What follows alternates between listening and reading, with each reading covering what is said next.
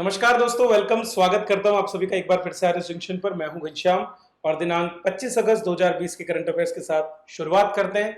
चलिए, तो जैसा कि हम हमेशा करते हैं गीता के ज्ञान के साथ, तो आज भी हम गीता के ज्ञान का पहला हमारा श्लोक लेते हैं। 5वें अध्याय का 8वां ये श्लोक है और ये श्लोक जो है अकर्मण्यता की तरफ हमको लेकर जाता है। अकर्मण्यता का मतलब ये मत समझना कि हम काम नहीं करें, मतलब इसका है कि भाव ना रखें, कर्म जो करते हैं उसमें खुद का भाव ना रखें। तो अकर्मण्यता का मतलब है कि जो कुछ क्रियाएं हमारे शरीर के साथ होती है, चाहे वो आपकी ज्ञानेंद्रियों की क्रियाएं हो, चाहे वो कर्मेंद्रियों की क्रियाएं हो, या फिर वो आपकी प्राण से संबंधित क्रियाएं हो, उनमें हम कर्ता का भाव ना रखें और उनको प्रकृति जन्य माने। इसके बारे में विस्तार से इसमें वर्णन किया गया है।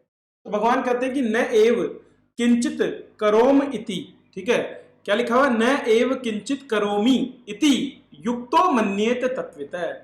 जो तत्ववित से युक्त व्यक्ति होता है वो यह मानता है कि न एव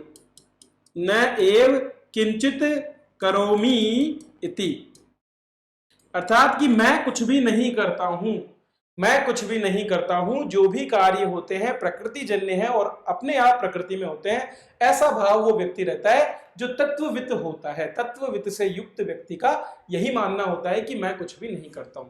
अब उसमें क्या क्या नहीं करना होता है, तो यहां पर 13 क्रियाओं के नाम लिखे हुए हैं। इन क्रियाओं को मैं 3 वर्गों में बांट सकता हूं। पहली क्रियाओं को हम बोलते हैं ज्ञानेंद्रियां, ठीक है। ज्ञानेंद्रियां जो होती है उनके साथ में जो भी हमारी क्रियाएं होती है उनके लिए हम पहले तो 5 ज्ञानेंद्रियां होती है हमारी। कौन कौन सी होती है? आपकी आंखें जिनसे आप देखते हो, ठीक है, आपकी त्वचा जिससे आप स्पर्श करते हो, आपके कान जिनसे आप श्रवण करते हो, आपकी नासिका जिससे आप सूंघते हो, और आपकी जीभ जिससे आप स्वाद लेते हो। तो 5 तो होती है आपकी ज्ञानेंद्रियां, 5 होती है आपकी कर्मेंद्रियां। अब इंद्रियों के द्वारा किए गए कार्यों को आप अपना मानने लगे तो ये तो मूर्खता है ना। कर्मेंद्रियां क्या क्या है? आपके पैर जिनसे आप चलते हो, आपके हाथ जिनसे आप ग्रहण करते हो, आपका गला वाक जिससे आप बोलते हो, ठीक है, वाकपुट जो होता है, और आपके मलमूत्र त्यागने के दोनों अंग, ठीक है, तो मल और मूत्र त्यागने के, तो ये 5 आपकी कर्मेंद्रियां होती है। तो ये भी आप करते नहीं हो। जैसे मान लो अभी मैं हाथ हिला रहा हूं तो ये मैं नहीं कर रहा हूं, ये ऑटोमेटिकली एक प्रोसेस है जो प्रकृति में होती है। ये मैं दिमाग वाला हूं चाहे बिना दिमाग वाला, सभी जीवों में होता है। छोटे से छोटा जीव भी मूवमेंट करता है, ठीक है। तो ये हो गई कर्मेंद्रियां। फिर उसके बाद आता है आपका सोना। सोना जो है वो संबंधित है आपके प्राण से, ठीक है। तो प्राण तत्व जो है उससे सोना संबंधित है। और एक उप प्राण होता है जिसको हम बोलते हैं कुर्म। उप प्राण को क्या बोलते हैं? कुर्म। कोई नहीं समझाएगा, ठीक है। तो कुर्म उप प्राण जो है उससे आपकी आंखें मूंदना और खुलना, तो पलकों के मूंदने और खुलने को हम कुर्म उपप्राण मानते हैं। तो 5 5 10, 1 11 और 2 13, कुल 13 प्रकार की क्रियाएं प्रकृति जन्य होती है जिन्हें मनुष्य गलतीवश जो है, अज्ञानवश जो है, स्वयं कर्ता मान करके करता है। दरअसल दोस्तों ये जो पूरी व्यष्टि है ना, सॉरी, हमारा जो शरीर जो कि एक व्यष्टि है, और एक शब्द आता है समष्टि, सबने पढ़ा होगा। समष्टि शब्द का प्रयोग समस्त संसार या समस्त एक समूह के लिए किया जाता है, व्यष्टि जो है एकल के लिए किया जाता है। तो जब समष्टि के सारे कर्म जो है ऑटोमेटिक होते हैं, बोलते हैं प्रकृति अपने आप अपना रास्ता ढूंढती है। तो जब हम खुद भी समष्टि का भाग है तो हम क्यों इस समष्टि से प्रेम करने लगते हैं? अपने आप से, मैं से। तो मैं स्वयं करता हूं, ये भावना निकाल दीजिए। मैं घर का खर्चा चलाता हूं, हाँ, मैं इतनी पढ़ाई करता हूं, मैं ये करता हूं। आप कुछ नहीं करते हैं। आप में जो कुछ भी ऊर्जा का प्रवाह हो रहा है वही आपसे सब कुछ करवाता है और वो प्रकृति जन्य है। आप खुद कुछ भी नहीं करते हैं। तो मैं कहूं कि मैं आप लोगों को पढ़ाता हूं तो ये मेरी मूर्खता है। मैंने कहा भी होगा कई बार ऐसा, तो वो मैं मूर्ख हूं इसलिए मैं ये बात कहता हूं। देखो मैं खुद को भी मूर्ख कह रहा हूं। ये भाव होना चाहिए, दीनता का भाव होना चाहिए। जब तक साधक में दीनता का भाव होता है, जब तक अज्ञानता का भाव मन में होता है, तब तक सीखने के लिए बहुत होता है। जिस दिन आप अपने आप को ज्ञानी समझने लग जाओगे ना, उस दिन मैं आपको मूर्ख लगूंगा कि यार ये हमको क्या सिखाएगा।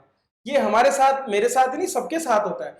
तो अज्ञानता का भाव रखिए, अपने आप को दीन मानिए कि कुछ नहीं आता है, भिखारी समझिए खुद को, ताकि जहां से भी कुछ मिले उसे हम ले सके और अपने आप में सुधार कर सके। चलिए, ये तो हो गई आध्यात्मिक उन्नति की बात। अब थोड़ा सा सांसारिक उन्नति भी कर लेते हैं। केंद्र सरकार की एक योजना है जिसका नाम है एग्री इंफ्रा फंड योजना। एग्री इंफ्रा फंड योजना की अवधि कितने वर्ष की है ये आपको बताना है। कुल 10 वर्ष की अवधि के लिए इसको लागू किया जाएगा 2020 से लेकर के 2029 तक।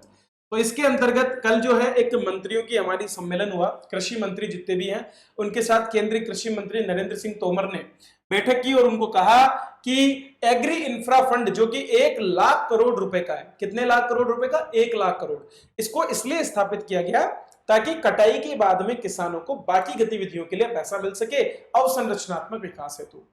तो 1 लाख करोड़ रुपए की एग्री इंफ्रा फंड जो है उसका लाभ किसानों तक पहुंचना चाहिए, ये उन्होंने उन सभी मंत्रियों को कहा है।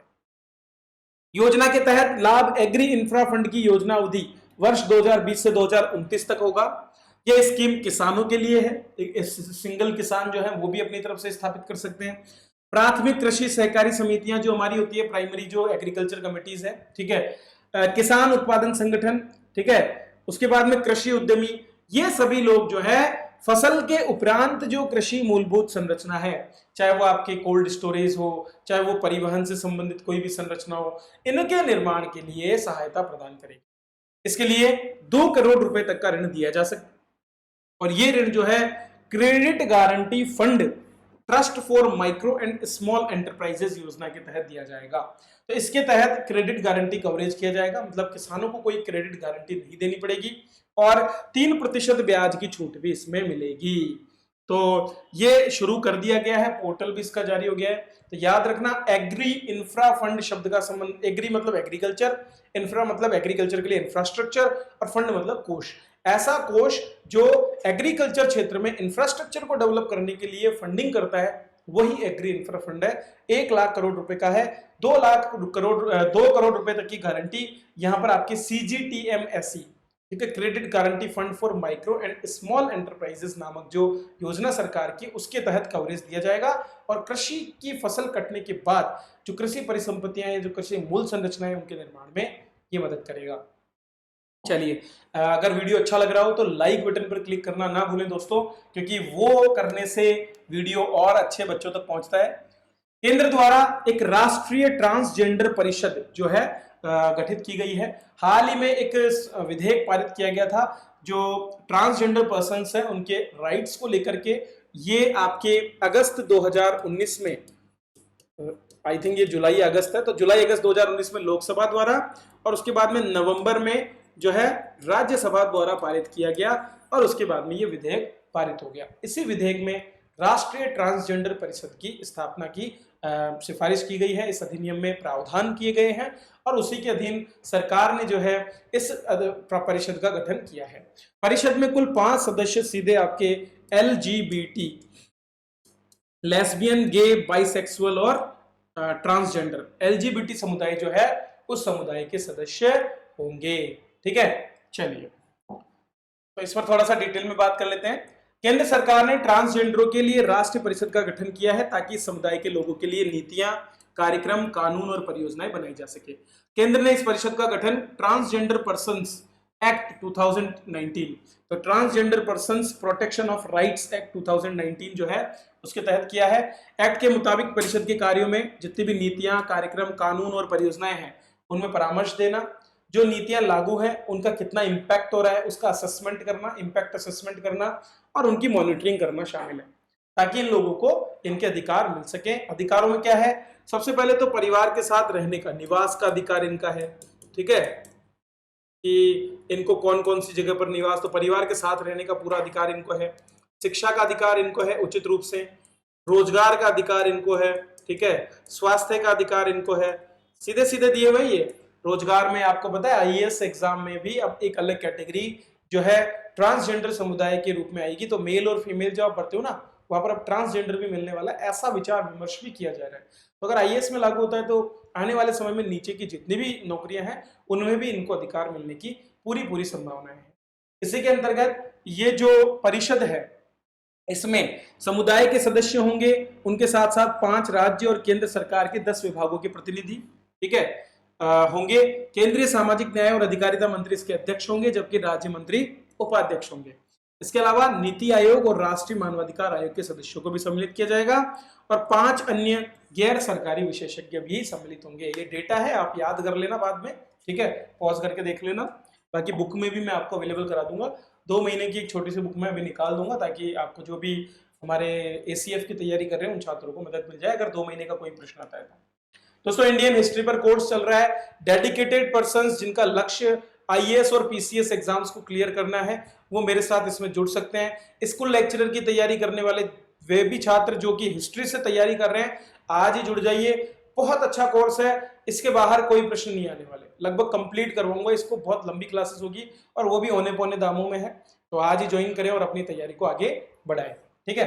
इसके अलावा ACF FRO के लिए बहुत से कोर्सेज है, खास करके एनवायरमेंटल साइंस, इकोनॉमी पर, इंग्लिश पर, हर एक चीज पर हमने कोर्स दिए हैं, तो वहां से आप उनकी मदद भी ले सकते हैं। चलिए अगला प्रश्न देखते हैं। दोस्तों एक राज्य है जिसके नाम पर हाल ही में अश्वगंधा की एक नई विशेष किस्म विकसित की गई है जो कोरोना के इलाज में प्रभावी है। वैसे तो अश्वगंधा को शक्तिवर्धक और इम्यूनिटी बूस्टर के रूप में जाना जाता है, लेकिन हाल ही में छत्तीसगढ़ी अश्वगंधा नामक एक नई किस्म का विकास किया गया है। किसके द्वारा? आपके छत्तीसगढ़ के इंदिरा गांधी कृषि विश्वविद्यालय रायपुर के जेनेटिक्स एंड प्लांट ब्रीडिंग विभाग के विज्ञानियों द्वारा। तो अश्वगंधा के स्थानीय पौधे पर 3 वर्ष उन्होंने शोध किया था और उससे एक नई किस्म विकसित की है जिसके गुण जो है आपके कोरोना जैसी जंग में काफी मददगार साबित होंगे। इसे नाम दिया है छत्तीसगढ़ अश्वगंधा 1। छत्तीसगढ़ अश्वगंधा 1 नाम की ये किस्म है और वहां की जो पहले से मौजूद J20 किस्म है उससे ज्यादा बेहतर है, क्योंकि इसमें 17% ज्यादा अधिक कैंसर के प्रति प्रतिरोधक क्षमता, ठीक है, ऊर्जा विकसित करने में यह मदद करेगा और एंटीवायरल के गुण भी इसमें है। तो बीमारियां, वायरस से जनित जो बीमारियां उनको मिटाने में यह मदद करेगा। दरअसल IIT दिल्ली और जापान के national institute of advanced industrial science and technology, इन दोनों ने मिलकर के अश्वगंधा पर यह शोध किया था और उसी के अधीन इसके परिणाम जारी हुए। दिल्ली और जापान के संयुक्त शोध में ही यह बताया गया है कि ये जो दवा है ये अश्वगंधा शरीर में कोरोना फैलने से रोक सकते हैं। अश्वगंधा अपने पेट की जड़ों के माध्यम से बनाई जाती है। नई किस्म की अश्वगंधा की सूखी जड़ों में प्रोटीन, कार्बोहाइड्रेट, विदाफेरिन ए नाम का जो है एक तत्व होता है, ये सारे बहुत मात्रा में पाए गए हैं। सर्दी जुकाम में ये मदद करता है, तनाव और थकान से उबरने में भी मदद मिलता है, शक्तिवर्धक इसको माना जाता है। अश्वगंधा दिल, शरीर के लिए भी फायदेमंद है और रोग प्रतिरोधक क्षमता इससे बढ़ती है। चलिए नेक्स्ट प्रश्न। दोस्तों मैंने आपको बताया था एशियाई इंफ्रास्ट्रक्चर जो इन्वेस्टमेंट बैंक है उसके बारे में। 2016 में स्थापित इस बैंक में भारत की दूसरी सबसे बड़ी हिस्सेदारी है, ठीक है। जिन क्यूलुन जो मैंने आपको बताया था इसके जो दोबारा से अध्यक्ष बने हैं। तो बैंक ने मुंबई शहरी परिवहन परियोजना के लिए तीसरे चरण में $500 मिलियन का ऋण स्वीकृत किया है और इसका नाम है एशियन इंफ्रास्ट्रक्चर इन्वेस्टमेंट बैंक। तो एशियन इंफ्रास्ट्रक्चर इन्वेस्टमेंट बैंक ने मुंबई में शहरी परिवहन परियोजना फेज 3 में $500 मिलियन का ऋण दिया है। तो इसके लिए कल जो है समझौते पर हस्ताक्षर किए गए महाराष्ट्र सरकार, भारत सरकार, मुंबई रेलवे विकास निगम और एशियाई इंफ्रास्ट्रक्चर इन्वेस्टमेंट बैंक के बीच उपनगरीय रेलवे प्रणाली के लिए, ठीक है। अब देखो ये भारत सरकार क्यों आ रही है, क्योंकि दोस्तों विदेशों से ऋण लेने का अधिकार केवल भारत सरकार को है। भारत सरकार विदेश से ऋण लेती है और उसके बाद में राज्य सरकारों को देती है। कुल लागत $997 मिलियन, इसमें से AIIB 500 मिलियन देगा, 310 मिलियन महाराष्ट्र सरकार और 187 मिलियन रेल मंत्रालय द्वारा दिए जाएंगे। उच्च कार्बन सड़क परिवहन से दूर कार्बन उत्सर्जन को कम करने का प्रयास होगा, क्योंकि रेलवे में कार्बन उत्सर्जन धीरे धीरे कम हो रहा है, लगातार इलेक्ट्रिकल रेलवे की तरफ हम बढ़ रहे हैं और वो भी सौर ऊर्जा के माध्यम से। तो जहां एक और यात्रियों को कुशल और सुविधाजनक रेल सुविधा मिलेगी, वहीं दूसरी ओर बेहतर सुरक्षा और सेवा की गुणवत्ता भी वहां पर मिल पाएगी, ठीक है। तो ये एक और जो है लोन लिया गया है, इससे एशियाई इंफ्रास्ट्रक्चर इन्वेस्टमेंट बैंक से। चलिए दोस्तों थोड़ा इंपॉर्टेंट टॉपिक है, इसको थोड़ा ढंग से समझना। जम्मू कश्मीर के परिसीमन हेतु किसकी अध्यक्षता में आयोग की स्थापना की गई है? जस्टिस रंजना प्रकाश देसाई जो है इनकी अध्यक्षता में 20 मार्च 2020 को जो है एक आयोग का गठन किया गया और ये परिसीमन आयोग है। देखिए दोस्तों हमारा अंतिम परिसीमन आयोग 2002 में गठित हुआ था। परिसीमन आयोग के बारे में आपके आर्टिकल 82 में लिखा है कि राष्ट्रपति द्वारा प्रत्येक जनगणना के बाद एक परिसीमन आयोग का गठन किया जाएगा। इसकी पहली बार परिगठन 1952 में किया गया, उसके बाद में 1963 में और फिर 1973 में। 1973 के गठन के बाद 1976 में सरकार ने बोला कि लगातार बढ़ती जनसंख्या में दक्षिण और उत्तर भारत के राज्यों के प्रभाव को कम करने के लिए अगला परिसीमन 2001 की जनगणना के बाद होगा। इसलिए 2002 में जो जनगणना हुई एक में जो जनगणना हुई, इसके बाद 2002 में परिसीमन आयोग का स्थापना की गई। तो 4 बार हमारे यहाँ परिसीमन आयोग अभी तक बैठा था। ठीक है, इसके बाद में 2002 की रिपोर्ट आई 2008 में, और 2008 में जो जनगणना जो आपकी रिपोर्ट आई उसमें हमारे यहाँ पर परिसीमन का काम किया गया आपकी 2001 की जनगणना के हिसाब से। वर्तमान में परिसीमन 2001 की जनगणना के हिसाब से है।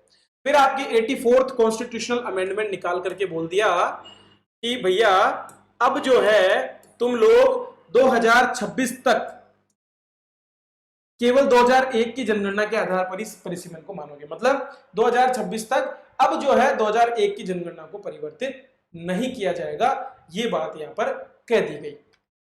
देखो फिर क्या हुआ, 2026 तक के लिए रोक लगा दी गई। अब हुआ क्या था, जब 2008 में रिपोर्ट आई तो 2008 की रिपोर्ट में 4 जो हमारे नॉर्थ ईस्टर्न स्टेट्स हैं उनमें जो है रोक लगा दी गई थी। भाई वहां पर थोड़ा दंगा फसाद और बाकी चीजों को देखते हुए परिसीमन के जो नियम कायदे कानून थे उनको लागू नहीं किया गया था। उसके बाद में दोबारा से अभी इस आयोग का गठन किया गया ताकि वहां पर भी परिसीमन किया जा सके।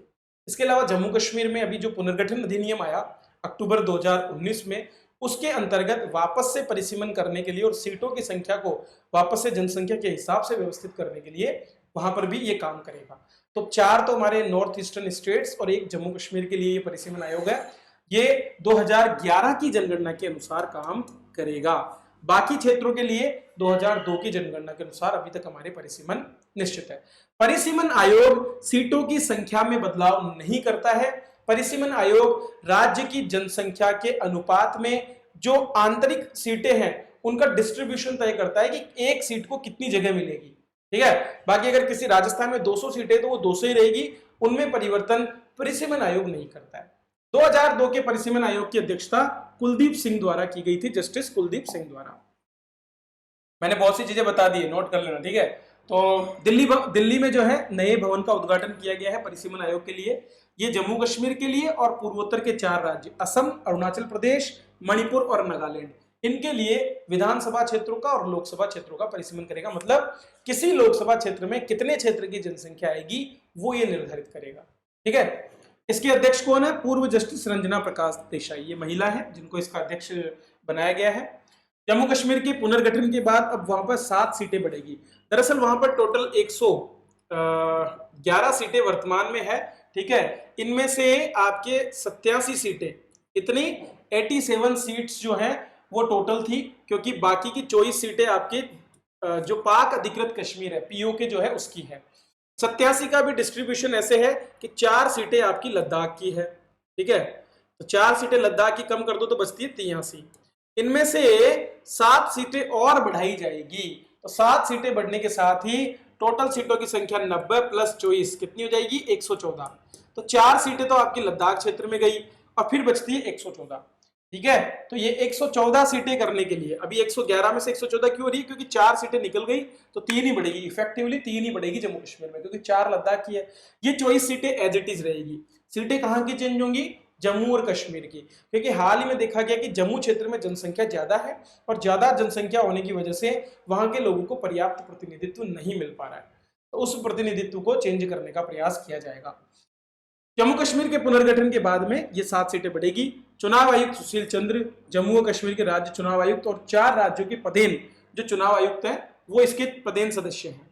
परिसीमन एक देश या एक प्रांत की सीमा या संसदीय क्षेत्रों में बदलाव करता है, और ये जो गठन है ये परिसीमन अधिनियम 2002 की धारा 3 के तहत किया गया है। तो इसके लिए कोई नया अधिनियम पारित नहीं किया गया है, 2002 के अधिनियम के तहत ही ये गठन किया गया है। जम्मू और कश्मीर में अंतिम परिसीमन कब हुआ था, 1995 में, तब सीटें 87 की गई थी। 24 सीटें गुलाम कश्मीर की पीओके की रहती है, टोटल 111 यहाँ पर है। इसी तरह से 2008 का जो परिसीमन आयोग अधिनियम 2002 था, उसमें 2008 में क्या किया गया था, असम, अरुणाचल प्रदेश, मणिपुर और नागालैंड में परिसीमन नहीं हुआ था, और उसी चीज को लेकर के अब वहां पर परिसीमन किया जाएगा। ठीक है, चलिए यह है दोस्तों आज की करंट अफेयर्स जिन पर हमने चर्चा की। मेरी तरफ से मैंने अच्छी तरह से समझा दिया है, अब आप इसको आराम से पढ़िए, इनको नोट डाउन कर लीजिए, यहाँ से बहुत अच्छे अच्छे प्रश्न आने वाले हैं। बहुत मैटर पढ़ा रहा हूँ मैं, बस आपकी जिम्मेदारी यह है कि आप इसको टाइमली कवर करते रहें। चलिए, तो प्लेटफॉर्म पे जुड़िए हमारे साथ, एप्लीकेशन जरूर डाउनलोड कीजिए और इसी तरह अपनी तैयारी करते रहिए। लिंक दिया है मैंने डिस्क्रिप्शन में। वीडियो देखने के लिए आप सभी का बहुत बहुत धन्यवाद।